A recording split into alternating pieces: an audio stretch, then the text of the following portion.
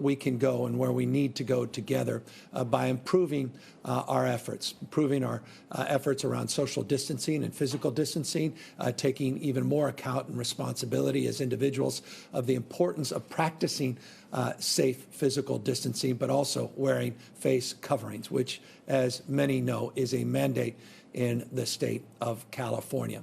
I want to just offer, though, for the purpose of emphasis, a number of slides that will illustrate some concerns we have as it relates to case numbers in the state of California.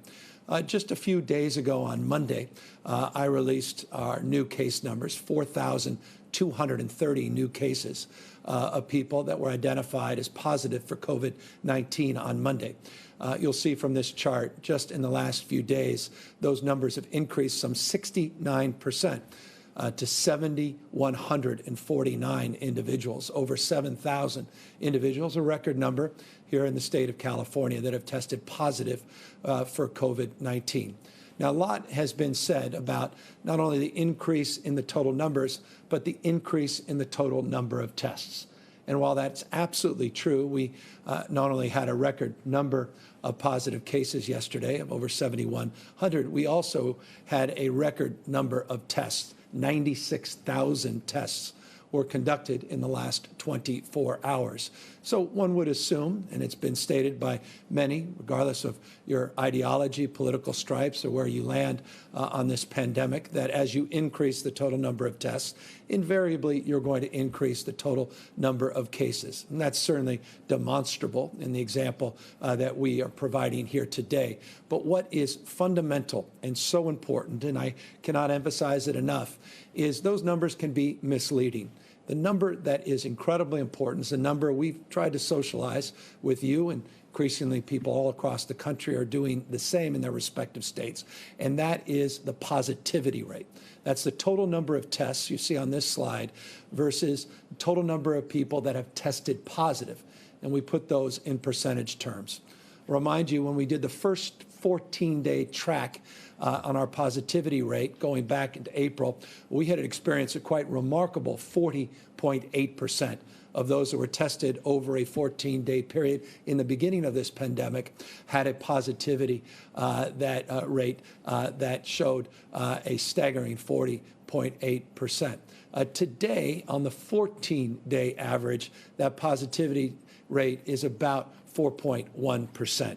Now, I caution you, 5.1%, from 40.8% to 5.1%.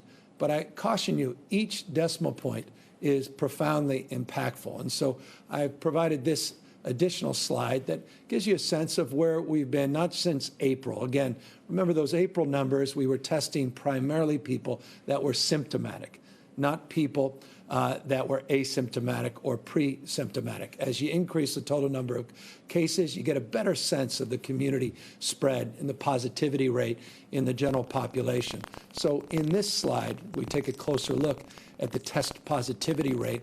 This slide goes back just a few weeks.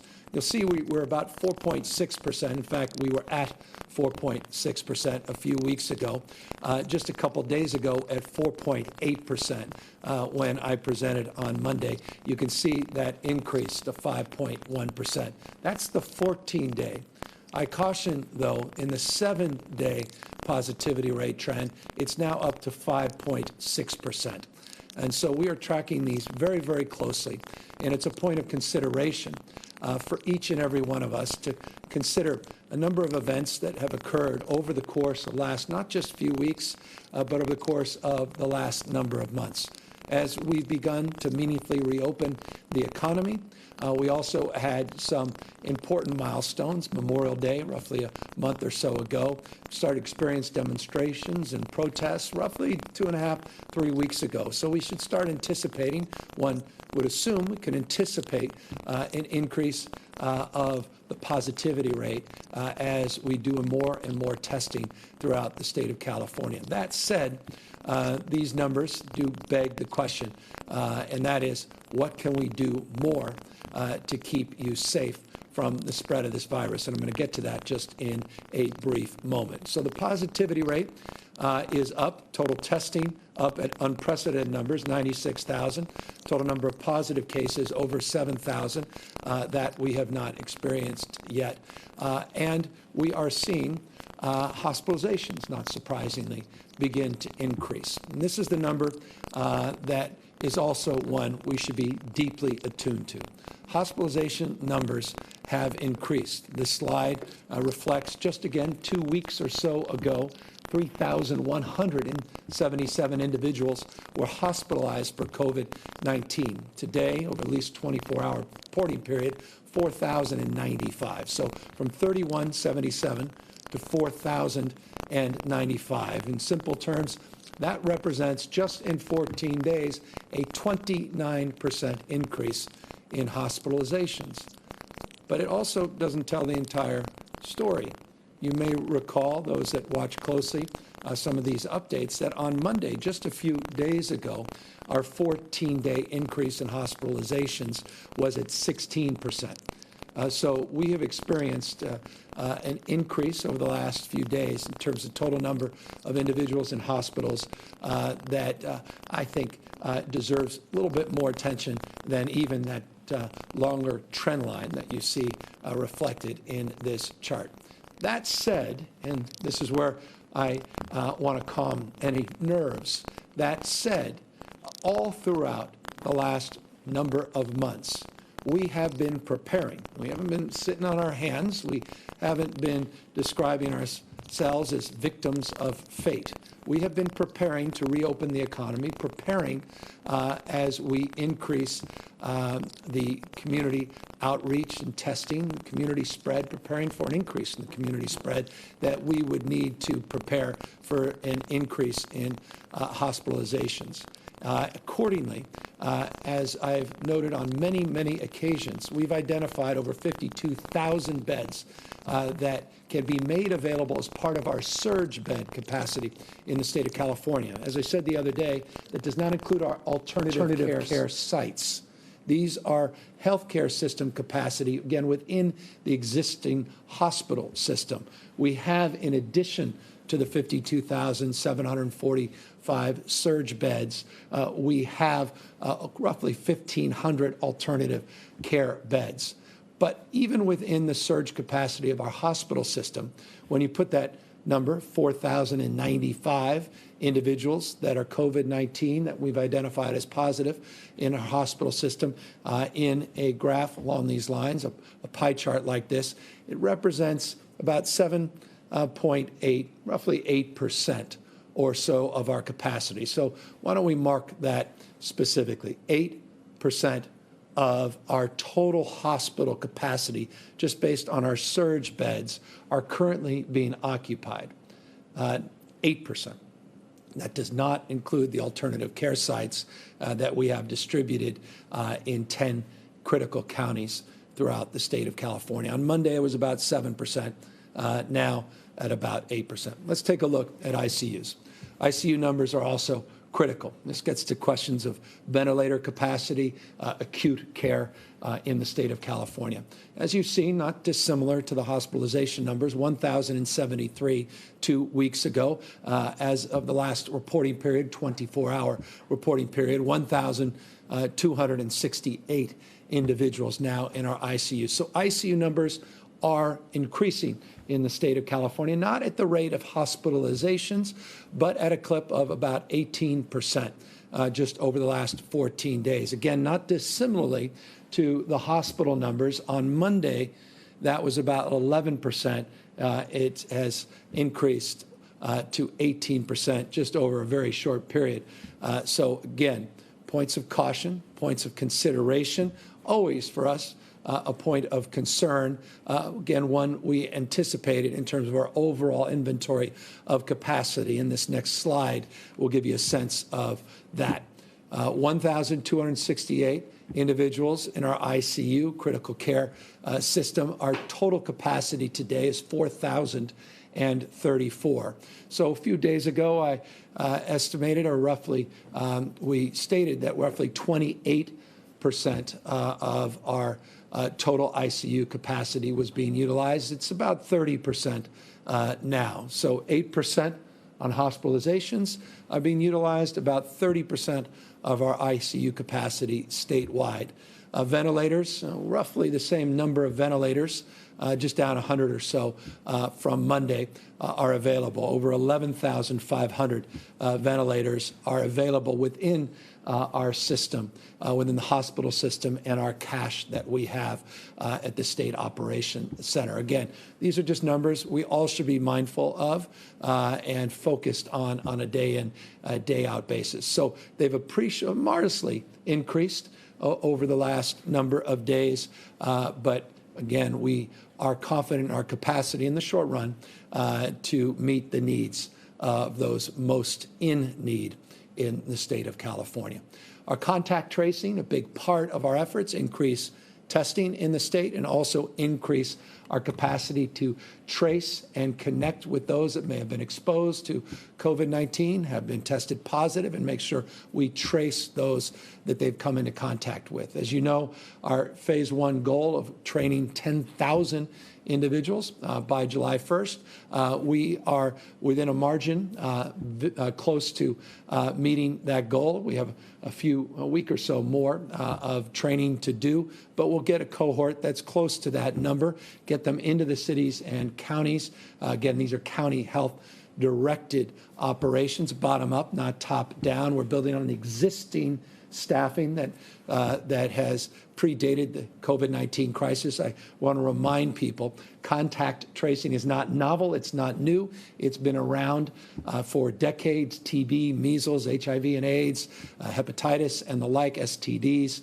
So existing tracers have operated pre-COVID throughout the state of California through county operations, county hospital systems. We're building on that existing capacity, and the goal again is to get 10,000 people trained in this first phase.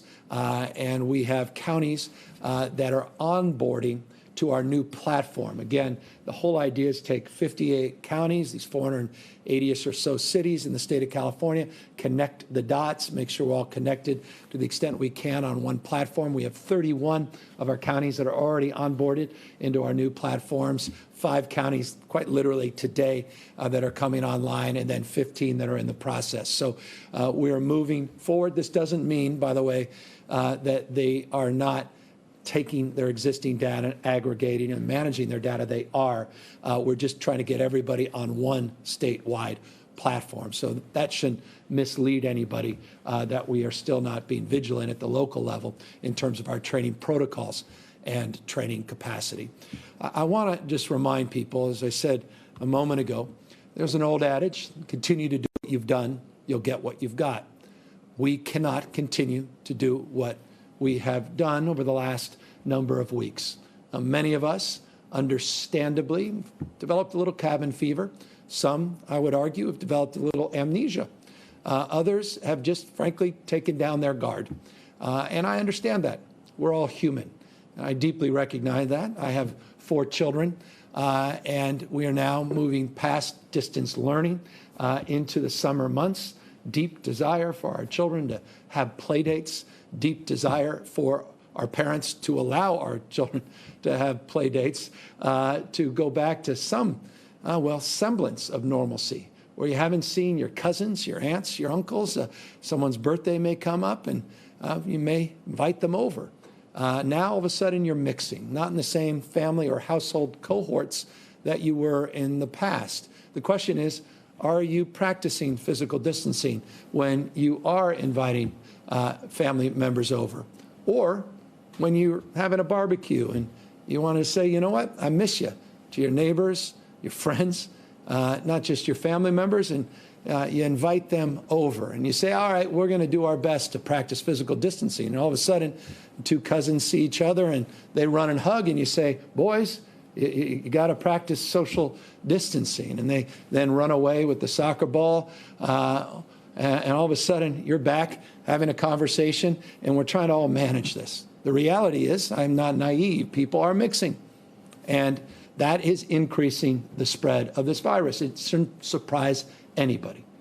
As we not only reopen our economy, but we begin to reopen our households, and we begin to go back to our old ways and our old habits, a consequence is we are spreading this virus.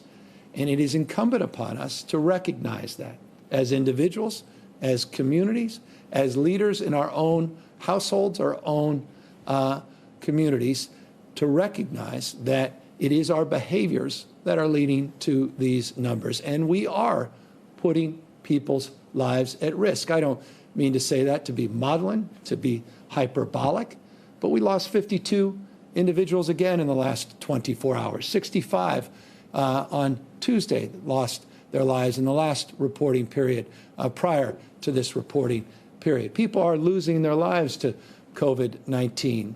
And we are seeing an increase in the total number of cases with people that are getting younger and younger. And I say that to make this point, not as a defensive point, not as a deflecting point, but a point to emphasize.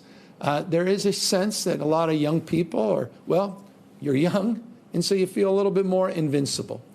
But respectfully, often that can be a selfish mindset. And I say that not to be pointed, not to be patronizing, but to emphasize that people, regardless of their age, that have COVID-19 are vectors. They can spread the virus, and they can spread it to people that simply cannot handle the virus as younger, healthier people can. These are our seniors. These are people that have comorbidities, people with other symptoms that have predated this pandemic, what often is referred to as pre-existing conditions. And those could be young people. A young child with leukemia can be impacted by your proximity and your unwillingness to wear a mask or physically distance. People that would seem healthy, that may have an underlying condition, that may react to this disease much more unfavorably. And that's why all of us can do more to slow the spread of this virus by simply wearing a face covering. I can't say this enough. You know, it was interesting, a number of months ago, we were all struggling to get face masks, to get N95 respirator masks to our healthcare workers, our nurses, our doctors, our frontline workers. We were searching high and low to provide for more cohorts to receive masks in our grocery stores and our farm workers and our transportation sector and the like. And there was some caution and hesitancy around requiring something that we couldn't even provide to our most vulnerable frontline workers. But we now have an abundance of face masks in the state of California, hundreds of millions, over 200 million now that have come into the state of California, hundreds of millions that we've distributed in the state. As soon as they come in, we're trying to get them out, including N95 masks that are coming in. There's no excuse to wearing a face covering.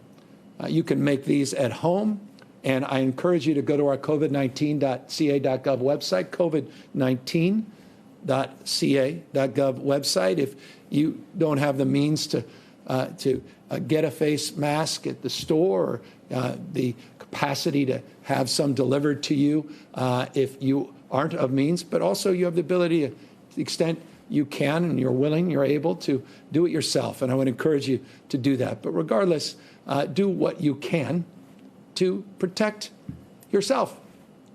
Fundamentally, be a little selfish, protect yourself. You're not invincible from COVID-19, quite the contrary. This is a disease that easily spreads, very easily spreads. And if you're not about yourself because you're like, I got this, I'm strong, I'm young, I'm healthy, don't worry about me, I'm tough, well, consider others. I know everybody. I don't care what your political stripe is. I don't care what your background is.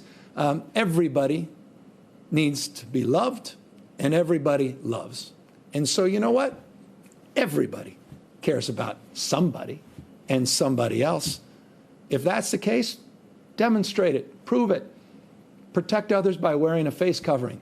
If not just yourself, consider others in your life and strangers. Love thy neighbors like yourself. Please, just be thoughtful. And in so doing, you'll set an example. Good ideas spread. Success, it leaves clues. Good behavior can be scaled and replicated and will. More and more people see people doing something, not just for themselves, but for others. They're more likely to want to do the same. And so please, please, wear a face covering. We can slow down the spread by doing that. We've mandated in the state. We want to see it enforced, but we don't want to see punitively done. We don't want to see people fined. We don't want to see people feed. But we do want people to encourage others to be safe, not only for yourself, but for others as well. Wash your hands. I know you can't say this enough. When, again, you have 4 children, my oldest is 10, you cannot repeat this enough, even before this pandemic. Wash your hands. You don't want to get rid of those sniffles? Wash your hands. You want to avoid getting a cold? Wash your hands. You worried about the flu? Wash your hands. You worried about getting COVID-19? Wash your hands. Some of you may have forgotten how to wash your hands. Forgive me. Back to my kids. I don't think I ever really taught them how to wash their hands. They saw this and they were wondering, what's the orange? I said, that's the part of your hand you're not washing. Washing your hand is not just putting your damn hands, forgive my language, under the faucet for 2 seconds and calling it a day. We've all seen that. Many have done that, yours included. But in this pandemic, come on, we can do a little more, do a little bit better. You can focus in between the fingers, and focus on the thumbs, which are often overlooked, and the back of the hands, the nails. Forgive me for having to put this up, but it did very well at home. It scored 100 on my focus group out of my 4 kids. I don't know if it was the colors or the fact that I never show them an image of actually how to wash your hands. You want to slow down the spread of the virus besides just wearing a mask? Again, one of the most profound and significant non-pharmaceutical interventions, obviously, is physically distancing yourself from others, 6 feet. We talk about, but remember, a couple of days ago, I talked about the fact that if you sneeze, droplets can go as far as 26 feet. Cough is about 6 feet. Even a deep exhale is a few feet. So please, if you're going to mix with other strangers that may appear healthy but may be pre-symptomatic or asymptomatic, just be thoughtful. If we want to slow the spread of the disease, we've got to physically distance. When you're not at home and you have gone to the office, or you're back in a retail environment or any other environment that's indoors as you go about doing your day-to-day necessities, minimize the time you are indoors with multiple people. Again, when you're not at home, minimize the time that you're indoors with multiple people. To the extent you possibly can, if you're going to have dinner with extended family members and you are practicing physical distancing, you're abiding by the rules, move as many of those activities as you possibly can outdoors. Again, better ventilation, better movement of the air, a greater likelihood that we'll see a decrease in the transmission of the disease. So when not at home, minimize the time indoors. When you're with many, many different people, do the same kind of common sense thinking as it relates to moving activities outside to the extent possible that obviously can mitigate the need, or rather the likelihood of transferability. Don't go into crowd. I heard Dr. Fauci say this yesterday. It was just clear and, just made sense. Don't go into big crowds. Don't go into big crowds. If you want to slow the spread of the virus, if you want to decrease the likelihood you're going to get the virus, don't go into a crowd. And as Dr. Fauci said yesterday, if you do, wear a mask. It's not that complex. Don't go into crowds. If you do, and people have a constitutional right, we've made that clear. You want to protest, there are crowds that are out there that have constitutional protection. We respect that. Wear a mask. Cannot impress upon you enough, again, not only for yourself, but for others, so we can mitigate the spread of this disease. And just in closing, before we offer it up to any questions, I cannot impress upon you more When we talk about being asymptomatic, pre-symptomatic, when we talk about being young and healthy and we believe that we're invincible, or maybe we are young and healthy and we just don't feel that way well, and mom and dad are there to take care of you, as often is the case. Be careful about mom and dad. Be careful about your mother-in-law, your father-in-law, your grandparents, because they remain vulnerable. If you're 65 and older, again, the data is overwhelming on how deadly the disease is for you, particularly if you're older than 65. But if you have those underlying health conditions, we encourage you still to stay at home to the extent possible. And I understand what we're asking. Boy, do I understand what you're asking. But look at these numbers and ask yourself, do you feel safer going out today than you did a few months ago, based upon an unprecedented number of people now that are walking around with this virus, and the likelihood so many of them are asymptomatic and are within just a few feet of where you are? Please, please, please be thoughtful. And for those family members, you love your parents, you love your grandparents, encourage them to take care of themselves. And as much as you want to bring the entire family over for a family reunion, people traveling from other states or other parts of this state, do so cautiously and eyes wide open. If you cannot practice physical distancing, then are you practicing love? What's the point of bringing everyone together if you can't honestly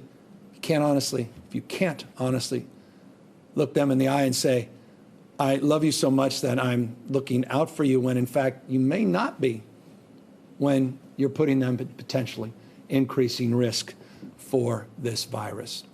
Again, more information, as always, on all of the information that we have not only provided today in terms of the new data, the new stats, but information across a panoply of issues. You can see where you are county by county in this state. Again, still targeting 11 counties with technical assistance.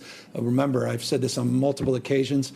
All the information I provided today is in the aggregate, but none of us live in the aggregate. And that's a way of expressing this, that California is larger than many, many states combined. And so we have to have a local prism to which we make decision making. Many of you watching live in different parts of the state, some in rural parts of the state, some in dense urban parts of the state, along the coast, many of you in the inland part of California. And so I encourage you to take a look at the conditions in your part of the state. Go to covid19.ca.gov website. Go to the covid19.ca.gov website. You can learn more about how your community is doing, how your attestation process is going, whether or not your county health directors are moving forward or whether they're holding back, as is the case in many parts of the state. Let me just close with a point of reference and consideration. The number we've seen, the increased numbers we've seen, a lot of those numbers are reflected in increases in the Bay Area. And that's part of the state that's moved the last into this new phase. They have moved more slowly and now have experienced an increase in the last number of days in cases. And it's Alameda, Marin, San Francisco, San Mateo. We've also seen an increase in San Bernardino areas, Riverside. Continue to be very concerned about what's happening in Imperial County, Kings County. There is concern. LA County, because the size, scope, and scale remains a point of focus and emphasis, that those counties are reflected in the data and the increase we're seeing in the total number of those tested positive in this state. So we continue to be mindful. We continue to be vigilant. We continue to prepare. And I just want to underscore that before I open it up officially now to questions. We are not only doing more testing, we're not only training this cohort of tracers and activating our tracing core, we are also not only procuring more PPE, but we're distributing an unprecedented amount. We have received over 22 million N95 masks just in the last week or so. tens of millions more, 100+ million N95 masks will be coming into the state of California over the next couple of weeks. We actually were able to help a neighboring state, Arizona, with over 14 million masks recently. We want to get these masks out. We want to be as supportive as we can be to meet the needs throughout our healthcare delivery system in the state, to meet the needs of those sectors of our economy that are reopening, that need personal protective gear. We continue to be very grateful for FEMA for their partnership and their demonstrable leadership in helping us secure this PPE and helping also identify needs for some of our neighboring states. We continue to focus like a laser on the data and continue always to consider, as is, I'm sure, likely question in a moment, to consider this data in relationship to the stay-at-home order itself. We've given an enormous amount of power, control, and authority to local government. But what we're now looking for is accountability at the local level. I just did a budget deal with the California legislature, $2.5 billion. In that budget, $2.5 billion is conditioned on counties meeting their criteria under the emergency declaration related to COVID-19. And I guess this is a point of emphasis. We talk a lot about enforcement, and we talk a lot about accountability. I believe, the legislative leadership certainly concurred, that we cannot support bad behavior, but we want to encourage and reward good behavior. And if counties simply are going to flaunt the rules and regulations that they attested to, the information that they put online said, we agree to this criteria. Here's what we agree together to monitor that criteria. We'll provide technical support, technical assistance, do what we can to be helpful and informative. If they decide, well, you know what, even though the numbers are going up, we're done. We got this, and we're just going to, we're going to dismiss these new rules and regulations. We're going to attach some considerations and consequences to that. There's $2.5 billion in this budget that simply will not flow to those counties that do that. Now, here's the good news. I don't expect that to happen. The vast majority, the overwhelming majority of county elected officials, health officials have been extraordinary, absolutely extraordinary. In fact, so much so that some of the health directors have literally put themselves out where they're getting attacked, getting death threats. They're being demeaned and demoralized. And let me just say this crystal clear. I appreciate someone feels significant when they threaten other people, but there's no nobility in that. You're not a bigger person because you threaten someone else. You're a weaker person. And I just want to apologize to all those health directors that have been attacked, that are being attacked, that are being threatened, many that have had to quit their jobs because all they want to do is keep you healthy and safe using data, using science. Not a political issue. It's not, I get the same email. It's not about George the Third. I mean, this is not some, ideological issue. It's about keeping you safe and your loved ones safe. And so I just want to thank the health officers in the state for doing the best they can under extraordinarily difficult circumstances. And I want them to know we have their back, and I hope you'll have their back as well. And I want also folks to know that we have the back of local elected officials. We don't have to always agree on every nuance and detail. And, some folks are just saying, I'm not going to do this or that. We're not here to threaten anybody. But we are now at a stage in this pandemic where we have to demand more accountability. And that's why we're attaching $2.5 billion to that pledge. It's not rhetorical. It is literal. And what I mean by literal, let me extend as well. When it comes to the appropriation of that $2.5 billion, we're not going to do it on an annual basis. I know how people game the system. I'm going to do it on a monthly basis. So we mean business. And again, we're just trying to keep people in business in a responsible and safe way. We focus so much in this state on the when question. All of us have. Let's be candid on the when. When are we doing that? When are we? Not on the how. it is incumbent that we get back to the how question, how to safely reopen. I would prefer to have gone earlier safely than to go later in an unsafe manner. It's not about when, it's about how. And so let us go back to reading these guidelines, monitoring the progress related to these guidelines. Let us be more authoritative in terms of advancing and promoting those guidelines at a local level.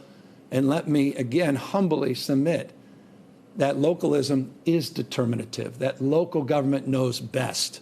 A state as large as ours, I recognize there's so many different nuances, so many different conditions, so many different environments, so much information at the local level that we are not privy to in real time at the state. We have a dashboard, we have a prism, but not like local authorities. And so we want to empower local authorities. Go at your own pace, go safely and thoughtfully. But again, with that autonomy now, we need a little bit more accountability. And so we'll enforce that financially. We can enforce that through a regulatory structure. There are many other mechanisms. And of course, don't forget, localism also includes local enforcement. And that's the primary enforcement around all of these rules and regulations. That's the dominant framework of enforcement. Again, I don't want to be that guy that one talking in punitive terms, because I just believe we all have a wellspring inside of us that connects to our better angels. And if we can just rediscover that and we can recommit ourselves to the cause that united this state, 40 million strong, just a few months ago, and that's the cause of public health and public safety, to thoughtfully and judiciously move forward as we move to reopen the economy. We'll get through the summer months. But remember, COVID-19 didn't take summer recess, didn't take the summer vacation, hasn't gone away. I know a lot of us thought, okay, it's gonna get warm. Once it gets hot, it all goes away. Look what's happened in some of those states that are experiencing triple-digit weather consistently and are experiencing record numbers as well. We have to sober up to this reality. We're still in the first wave. We're not in a second wave. We're still in the first wave. We'll get through this. There will be a vaccine. We will get to a point where we could substantially go back to the way things were with modifications so we never go through this again. There's no doubt that will happen. Be optimistic, not pessimistic. But let us be responsible at this moment to meet it head on with the new reality that we're seeing an increase in spread as more people mix, as the economy opens up, as more people are out and about. Wear a mask. Please do so not only for yourself, but for others. Be responsible, and all of us, let us hold ourselves again in the spirit of our higher angels, in the spirit that defines the best of our state. With that, happy to take any questions. David Baker, Bloomberg News. Yes, Governor. Given the numbers that you were reading earlier, do you think perhaps we need to pause the process of reopening in some way? And given I understand your motto that localism is determinative, but you did issue that statewide mask order when you were not seeing enough people wearing masks. Are you thinking of any other statewide efforts to slow these numbers down? We're just encouraging people to do the right thing, wear face coverings, practice physical distancing, read the guidelines that we put out to help support safely reopen the economy. It's not a binary choice. It's not about shutting down the world's fifth largest economy or advancing these efforts. We can do both, but we have to go back to a foundational premise that so much of our focus is on when, not how. I cannot impress upon you more to focus on how to safely reopen. We took a great deal of time working with county health officers, working with industry leaders, looking at best practices around the globe to look at safe ways to reopen our economy by sector. We put all of those guidelines out. The guidelines did not say go. They focused on how to safely move when local conditions presented themselves. As you know well, there are a number of counties that still haven't gone as far as other counties. Back to the frame, we recognize local conditions are different throughout the state of California. 11 counties we're monitoring. 11 counties we're working on technical assistance, and they've been incredibly responsive. All of the counties are working with us. And as long as we're working together, as long as we're attacking these issues together, and as long as we start to see more and more compliance with our mask mandate, then I think we can move forward more safely and work our way through this without having to toggle back, without having to answer the question in a binary frame. Stephanie Alam, CNN LA.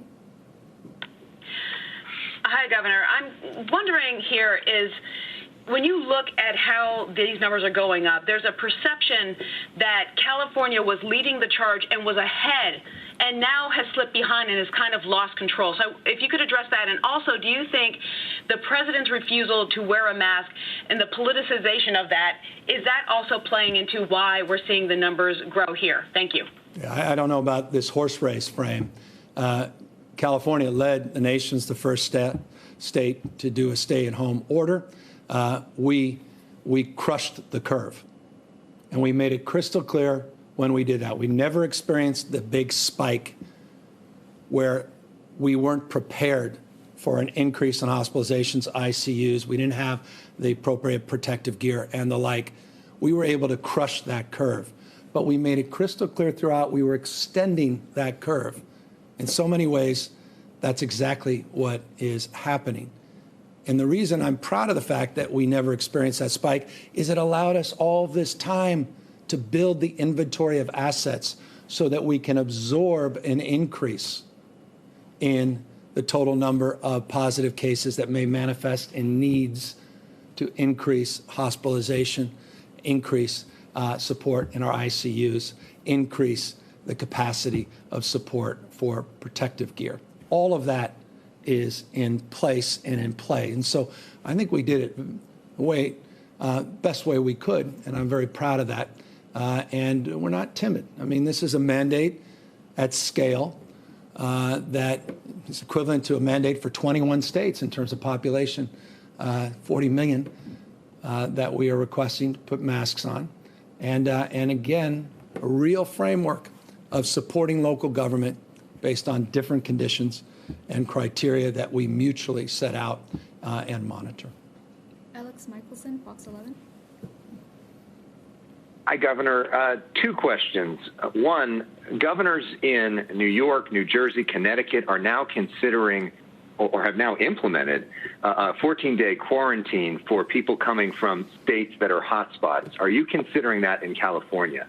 And more broadly, I'm wondering about what you think this state has learned about outdoor transmission from the protests, because there's some people watching this that will say, you're telling me I can't hug my cousin at a barbecue when tens of thousands of people were mixing, some in masks, some not, out on the streets. I'm wondering what we learned scientifically from now seeing the data from those protests. Well, we're still getting that data. The numbers are still coming in. Again, I mentioned in the outset that a lot of these protests have started to occur, different parts of the state, at different size, scope, scale, about 2.5, 3 weeks ago. So the information relates to those that are getting tested, those that are developing symptoms, those that are getting tested with no symptoms. All that information's coming in. Again, hospitalizations, lag, deaths, lag, even further. All I'm saying is to people, use common sense. Just because someone else did something that wasn't good for their public health doesn't mean you should do something that's not good for your public health. That's common sense. I'm telling you just to be responsible, not only to yourself, but to others. Consider that when you're inviting Grandma Jean, at least my Grandma Jean, over. Just think about that. Not because you saw someone on TV doing it, now, okay, well, if they did it, I can do it. We know better than that. Use common sense. And so we're learning more and more in real time. I can't emphasize this enough. We have used our time wisely. We are in a very different place in the beginning of this pandemic. What California did to lead on a statewide stay-at-home saved lives and bought us time to build out our infrastructure, and we have done just that. That's why today we're at roughly 8% capacity in our hospitals, and that doesn't include the alternative care sites. That number, percentage-wise, would go down if you included those alternative care sites. Our ICU capacity, our ventilator capacity, the amount of PPE we have now is unprecedented because of the work we did in the last few months. Again, it's not a horse race. It's about dealing with conditions as they manifest. And we're seeing these conditions manifest all throughout the country in those states that did not experience the peak and had to respond and react to that. We had the chance to learn from those examples, to the question of what are we learning, and to incorporate strategies to prepare, because we extended that curve and we mitigated the acuity of that spike to prepare for this moment. And that's what we've been doing for many, many months. And that's what we continue to do every day. As it relates to, forgive me for not answering, and I imagine it would be a follow-up if you were in the room, the question of the president's example. I would encourage those watching to look at the example of Dr. Fauci. That would be my response to that question. Rachel Bluth, Cal Matters. Hi, Governor. Actually, Kaiser Health News, no big deal. I wanted to ask you about testing. Some counties are telling me that they're still having trouble testing all of their residents and getting to everyone. Are there plans or are there funds available to expand testing and create more sites? Yeah, we want to continue to increase testing. Again, the 96,000 tests that we conducted over the last 24-hour period, 85,000 in the previous reporting period. We are now exceeding our goal of 60,000 tests on a daily basis. I'll remind people these tests, and this shouldn't be a factor, but it's an important consideration. These tests average about $100. Just consider we've done 3.6 million tests. Do the math on that. And by the way, average $100. Some of the tests, when it includes diagnostics, the media, transport media, getting the swabs, doing the whole thing, is north of $130 in many instances. We have mobile testing capacity. These are, by the way, the PCR tests I'm referring to, not the antibody tests that got a lot of attention but don't have the kind of specificity of results that give us confidence. PCR tests are the backbone of our testing. We have substantially increased access. We, however, have a lot more work to do. I would encourage, and I'm going to get back to your question, those of you that haven't been tested, that want to be tested, go to the COVID-19 site, covid19.ca.gov, covid19.ca.gov. There's a testing bar on that site, and then you could type in your zip code and determine the most proximate testing site in your area. The goal is to get to rural Californians and to go deeper in the inner cities. So we're testing diverse communities and testing people all throughout the state of California. We've made a lot of improvement in that space, but if you go to that site, you'll also see there are some testing deserts in this state, and it's a way of acknowledging the frame of your question. We have more work to do. At a certain point, what you're seeing happening is the cities and counties are saying, we're dealing with unprecedented shortfalls, at least in modern terms, on our budgets. We have competing responsibilities, demands. We have to make investments. At the same time, we're making cuts. And they're putting more and more on the testing onto the state. Problem is, we have limited capacity ourselves. And so it's incumbent upon the federal government not to let the states down, not to let the cities and counties down, not to let the people of this country down by pulling back from testing. Here's the good news. I have all the confidence in the world that Speaker Nancy Pelosi gets that, and they will get something done. It doesn't matter to me what one individual may be saying about testing and their personal opinions about it. I think, moreover, there's collective wisdom and resolve across the political spectrum, across this country, of the power, potency, and importance of doing more testing so we get a handle on community spread, so our interventions come in real time, not too late, so we can mitigate the spread of this disease, prepare not just to get through the next few months in the first wave, but prepare for a second wave and potentially a third wave as we get to the immunization process. And so I'm confident that we ultimately will get that federal support to help amplify the efforts. But we've made tremendous progress. 96,000 tests, again, in the last reporting period. But we have, you're right, more work to do. Jim Roop, Westwood One News. Thank you very much, Governor. Good morning. I wonder if you could address the competing science out there, or quote-unquote science. Some of the problem is that you can find someone on the radio, someone on television, or an elected official to tell you what you want to hear if you don't want to do something. And if you don't want to wear a mask, you can find someone that can tell you they don't work. You can find someone to tell you the sunlight and the heat is making the coronavirus weaker. You can find that in anything out there to fit your narrative. So how do you compete with that kind of information, the twisted facts, the twisted science that's out there, so that people comply with what you want? How do you deal with that? God bless you. I mean, that's a question that transcends this issue, doesn't it? I mean, that's a foundational question around can a democracy survive, let alone thrive, when all of us come to each other with our own different sets of facts. I never knew him, but I miss Walter Cronkite. I wish at the beginning and at least adjudicating the veracity of the facts presented, but at least sharing those same sets of facts to which we then can begin to debate. We live in a filter bubble. You're absolutely right. Good news is I don't. Trust me. I live in a world where people have ample access and are able to communicate to me their pleasure and displeasure. And so I have been privileged personally to see those points of view that you are referencing. I also go to great lengths personally to watch different news outlets and also absorb different blogs and different perspectives. So you're absolutely right. Nothing about your question surprised me because you're 100% accurate. We are nothing but a mirror, I've said this before, of your consistent thoughts, our consistent thoughts. Whatever we focus on, we'll find more of. If we're exclusively focused on one perspective, we'll find ample evidence to bear fruit to that bias. It's incumbent upon us to consider the bubbles that we live in on both sides of the political aisle as we adjudicate the facts. I watch every night multiple cable outlets.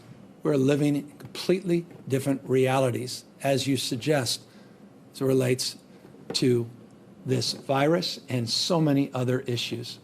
And this foundationally has to be addressed at a societal level, private, public, social media, platforms, our own behaviors, our own cohorting, zip code. I mean, this is something that, again, is foundational and much more challenging than even the frame to which you introduced this question with COVID-19. And so I would just encourage people, if they haven't, to flip the station. Check out a website that you don't normally attach much veracity and credence to. Listen to those that you may find offensive sometimes, and just consider their points of view this time. Just consider it. Doesn't mean you have to absorb it and accept it. Just consider it. Be open to argument, interested in facts. Do not be ideological either way in this pandemic. And I've seen ideology, again, holds no boundary by political party. Ideology persists across the spectrum. I have strong values. I'm a proud Democrat, and I have a bias towards the work that our health advisors and directors are doing and the science and data that Dr. Fauci and others present every single day. I openly submit to you that's where I tend to land. But it does not deny me my responsibility or afford me my responsibility to learn more from the other side as well. And I would just encourage some of you, all of us, to consider doing a little bit of that as well. Bill Willen, LA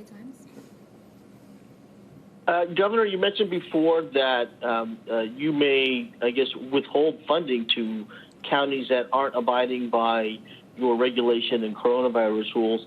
What exactly does that mean? Does that mean if a sheriff's department refuses to write citations for to people that aren't wearing masks, that the county will be cut off funding-wise? Does that mean that if a city or county does not crack down on a bar or restaurant that doesn't have the social distancing that's in the guidelines, that they won't have money? Can you give us specifics about what exactly that means? I encourage you to take a look at the language that the legislature will be considering in the budget, the legislative language that we put together and what we refer to as our budget trailer bill that was agreed to by legislative leaders, myself, that was announced a few days ago. You'll see the framework, the criteria to which we advance, and within that criteria are many of the questions you're asking. We're not trying to be prescriptive on what that means. We want to be collaborative. Again, this is not a closed fist. This is an open hand. Please, I imagine we all want to run with headlines in order to create anxiety and stress. My intention today of mentioning that was not to do either, create anxiety or stress. It was, however, to impress upon everybody the importance of this moment and the importance that we all must place on being responsible, but moreover accountable to the rules and regulation. The system was designed where certain expectations were set. When rules and regulations come out, we need to abide by them, and we need to work collaboratively together. To the extent that we can't, we don't want to be punitive as long as we're in a spirit of collaboration. But when people, and this feels the closest approximation to answer your question, when people simply thumb their nose and do not come with a collaborative spirit and are simply unwilling to work to keep people safe and to keep people healthy, if you're unwilling to keep people safe and keep people healthy, then by all means, the state of California has a responsibility, an obligation, legally and otherwise, to enforce those laws and to utilize the tools that are afforded us. And one of those tools is power of the purse. And if counties that have submitted that they need more state money to address this pandemic, but are unwilling to enforce the rules and laws related to mitigating that pandemic, it seems not only counterintuitive that you would continue to provide those resources, but actually harmful to the broader effort. And so we don't want to be harmful. We want to be helpful. We want to be collaborative. We have language in that trailer bill. I encourage you to take a look at it. And we continue to maintain a collaborative spirit of cooperation and hope and expectation that we don't have to trigger any reduction in funds for individuals, or rather counties, that choose not to be supportive of public health efforts.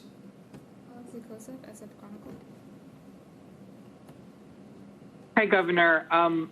Given the recent outbreaks at San Quentin and Corcoran, which are rapidly spreading among the inmate populations there, do you have any plans for further widespread releases of prisoners in California, particularly those who may be older or medically vulnerable to the coronavirus?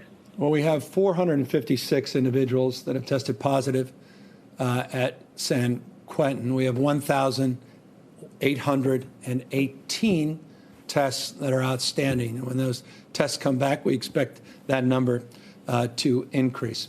You're right, San Quentin is a concern. We've had other prisons that have been a concern, Chino being primary one. I think you may recall seems months ago, X number of weeks ago, talked about Lancaster Prison. We've seen some things begin to improve there. Chuckawalla, we're seeing some issues. There are a number of other prisons.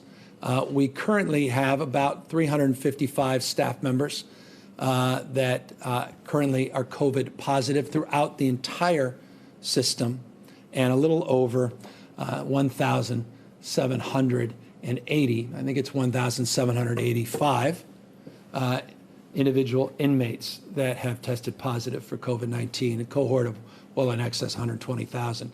So it's a concern, it always has been. We've not been shy about leaning in on this over the course of many, many months. Tens of thousands of prisoners have been tested. We still have a lot more work to do in that space, and we recognize our responsibility to do so. We, as you've referenced, have done a number of things to address the issue of movement within the prison system. One, again, just like with our families, keep people cohorted that have been together so they stay together so that we're not transporting people to other prisons that may be pre-symptomatic or asymptomatic or haven't been tested at all, only to find out that this virus is being transmitted. And so we have done a number of things over the course of months on the intake side.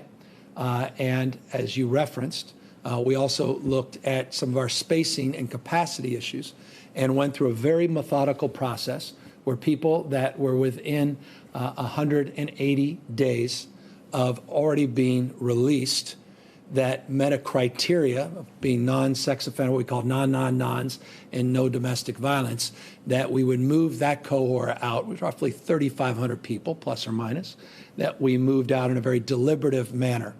And we did that to what we refer to as decompress the system a number of months ago. We submitted to the courts a number of days ago an additional strategy and plan, this goes to your question, of roughly similar cohort of roughly 3,500 that would begin the process of reviewing their plans, making sure they have housing plans, parole plans. We don't want to just throw people out in the streets and sidewalks. That wouldn't be humane either.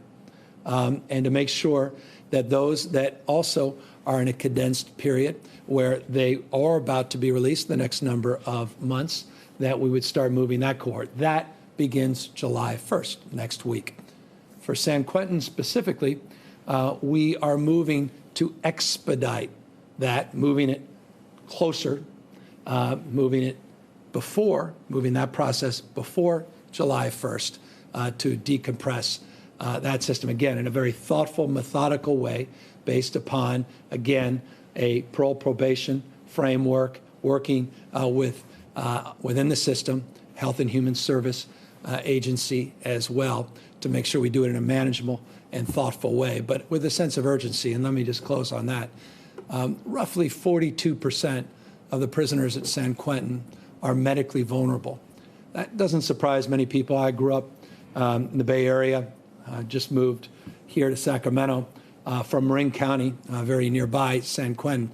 San Quentin is, interestingly, one of the most highly desirable prisons because of many different reasons, including a more, relatively speaking, more robust rehabilitative framework. So you have a lot of older prisoners that, after a period of time, spend the rest of their sentences at San Quentin. Of course, you also have death row at San Quentin. And so there's higher number of people that are vulnerable to the spread of any disease, including the regular flu, but substantively in relationship to COVID-19. We are concerned about that cohort, and I know that the courts are and the advocates are as well. And so we are in real time working to address the need to decompress, to cohort, to segment within that jail, or rather prison, and also do the same more broadly throughout the rest of the prison system. So it's always been top of mind. It's always been a point of concern, not surprising as you see the numbers more generally increase, that we're going to potentially experience some challenging in these congregate facilities, both those that are incarcerated in CDCR, the state system, but the jail system, and again, dominant vigilance for our skilled nursing facilities and our adult and senior care homes, as well as our homeless, which remain a top concern as well. Final question, Don Thompson, AP. Good afternoon, Governor. you talked about the fifth tier and trying to get compliance, but several counties that already had state attestation to begin opening are out of compliance with the metrics that you laid out for their safe reopening. Others are pretty blatantly flouting the mask requirement. Talked about the financial repercussions, but are you considering revoking any of those authorizations? And what can you do, or what are you prepared to do beyond monitoring them? Well, I think we laid out our prioritization, and I think I've been very clear in terms of how we want to engage those counties. You saw just 2 days ago, and I'll update you on a consistent basis. We, unfortunately, today focused on some other information, but we have 11 counties that you are correct that are getting support, what we refer to as technical assistance from the state, and different categories are not where they would like to be and where we believe they should be as it relates to their own containment plans, protection plans, what we refer to as these attestations. Most, if not all, in fact, let me just submit, all are working very collaboratively with the state to address those specific issues. You recall just 2 days ago, we put those out and there were check marks where they're doing well and there was a few categories where they're not.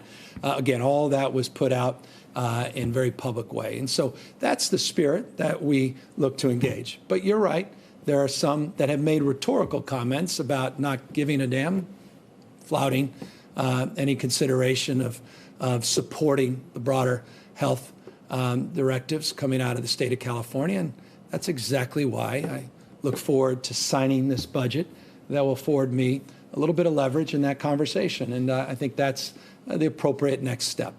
But as I said, that's going to be an exception, and we hope we never have to trigger that. I think the vast majority of local officials care deeply about their constituency, deeply about their community, want people to self-enforce, and to the extent that they can advise and they can counsel and they can educate, they will. They can warn. There are many gradations of enforcement, but clearly we have our tools, not just financial, but as I said on Monday, as I said at least on a dozen other occasions, very publicly, alcohol beverage control, OSHA, many other state agencies also can enforce and anticipate, if only necessary, that we do just that. Look, let me thank everybody. It wasn't necessary that any of you even tuned into this, paid attention to all this, but I hope you are in tune with the fact that we have a virus. We are not out of the first wave. This virus is virulent. This virus knows no boundaries, and it knows no age cohort.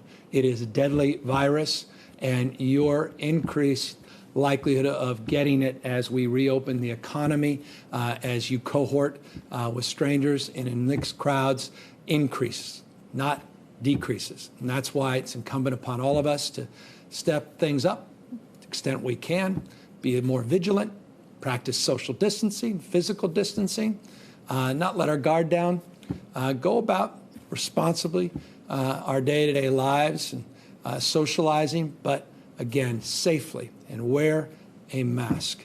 It's a mandate in the state of California because it not only protects you, it protects others, and it sends a message to people that we are not out of this pandemic.